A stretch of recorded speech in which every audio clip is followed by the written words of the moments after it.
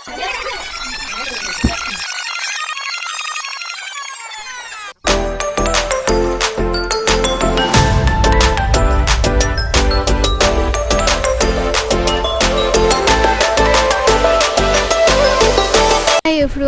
And good morning. এখন যদিও বা আর মর্নিং নেই, বাট আমি ব্লগটা যেহেতু সকাল থেকে স্টার্ট করেছিলাম তাই গুড মর্নিং বলেই স্টার্ট করছি। তো জামাই ষষ্ঠী তো চলে গেল, তোমাদের জামাই ষষ্ঠী কার কেমন কেটেছে আজ পুরো ব্লগটাতে তোমাদের সাথে শেয়ার করব। আমার পুরো দিনটা জামাই ষষ্ঠীতে কেমন কেটেছে, কি কি করলাম, তো দেখতে থাকো। Say what you wanna say to me now. I wanna wake up with you in the morning. Show me there's nothing fake to me now. I wanna এই দেখো আমাদের গোপালও সকাল সকাল উঠে গেছে, আর মার পুজো দেওয়াও কমপ্লিট। আর তারপরে এই যে দেখো আমাদের বাড়িতে ষষ্ঠী পুজো করেছে মা কাকিমুনিরা সবাই মিলে।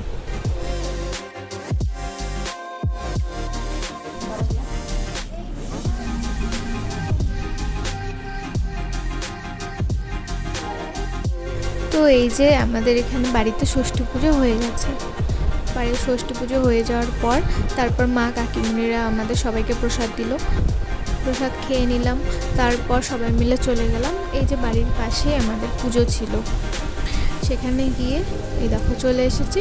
তারপর আমি বোন সবাই মিলে একসাথে প্রসাদ খেতে বসে গেলাম। তো এরপর বাড়ি এসে আমি আর মা দুজনে মিলে রেডি হয়ে চললাম মামার বাড়ি। আমি আর মাই আগে যাচ্ছি, বাবা বাড়িতে এসে ডিউটি থেকে এসে তারপর যাবে। তো এই যে দেখো আমি আর মা চলে, আর দিদারও ষষ্ঠী পুজো হয়ে গেছে। তো এখানে ঠাকুর ঘরে এসে একটু প্রণাম করে নিলাম।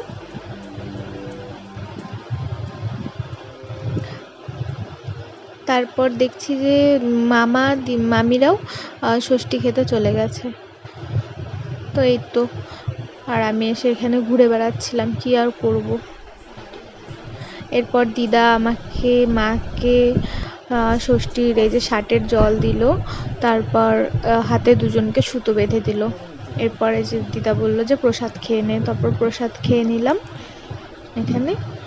তারপর মা একটু প্রসাদ নিয়ে এসেছিল, পুজোর প্রসাদ, তো সেটা আমি দাদুর ঘরে দাদুকে দিতে গিয়ে দেখি যে মা দাদু তো রুমেই নেই। আর এদিকে দেখো রান্নার তোড়জোড় শুরু। তো জামাই ষষ্ঠী বলে কথা, তাই না? তো এখানে একটি আন্টি রান্না করছিল আর মা সাথে একটু হেল্প করছিল।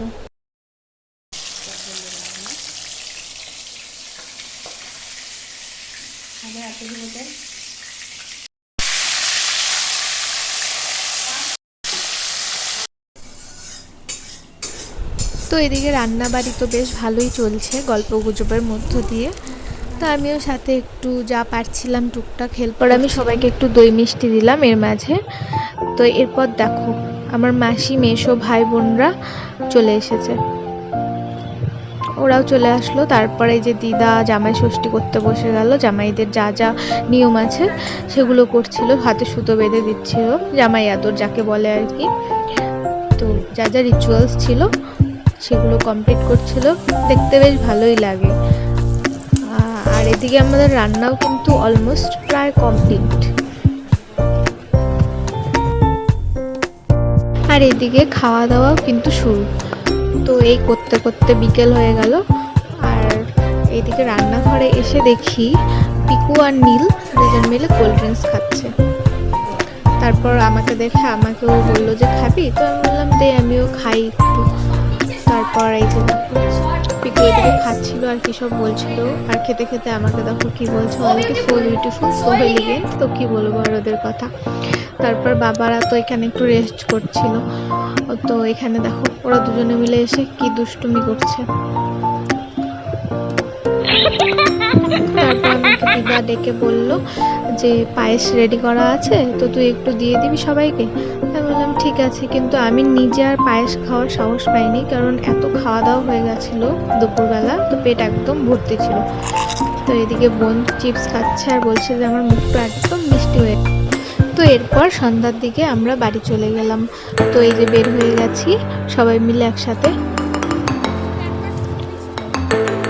আর এই যে দেখো দুই বন্ধু মিলে দুজনকে টাটা বাই বাই করে দিচ্ছিল।